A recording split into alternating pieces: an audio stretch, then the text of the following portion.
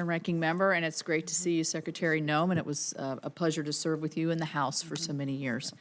I just want to make a statement in the beginning, because this chart, which you can't see, but many of us have seen, the blue lines being the number of people that were coming across the border during the Biden administration, and then the red is what you and the President have done over the last 3 months. I say congratulations. Results speak loudly. Not only are migrant encounters down 95%, but the gotaways are down 99%. To put it simply, migrants are just not slipping through. They're not evading our border patrol. I boil it down to two basic strategies that the administration has done, that the previous administration could have done but totally ignored. One is deterrence. When possible illegals look to the United States and see that we are following through on deportation orders in larger numbers, I think that's a huge deterrence, along with other things that are occurring. The other one is enforcement of the law. You already just said that.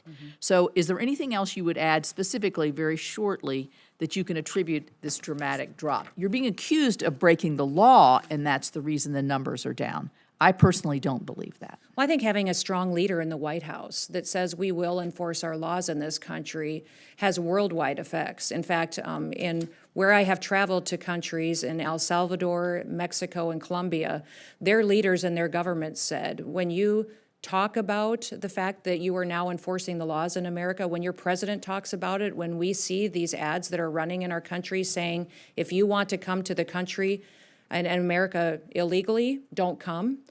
Come the legal way, do the right way. We are now enforcing our laws. They say it has an overwhelming effect. In fact, in Mexico, some government officials, when I was there visiting with them and the president, said that they believe 500 to 600,000 people just in Mexico turned around before they ever got to our border in the last 3 months, because they got the message clearly when they were on their way. They heard that and they went back home. Also, I would say Border Patrol is thrilled. They get to finally do their jobs. Right. They get to finally, the morale has never been better. Recruitment is fantastic. ICE is recruiting. CBP's up 54%. I'd say the Coast Guard is up over 100% in recruitment, and the Secret Service is up over 200%. So the fact that they have an administration that's letting them do their jobs again and actually following the law is something they're very proud of. And so I think those two things are really what's making them proud. Okay, you and I talked about this on the phone because of the drug scourge, the non-intrusive inspection, which is a lot of the technologies that can detect in large, when semis are coming through, there's a whole lot coming through the border, and we want to continue that free flow of goods.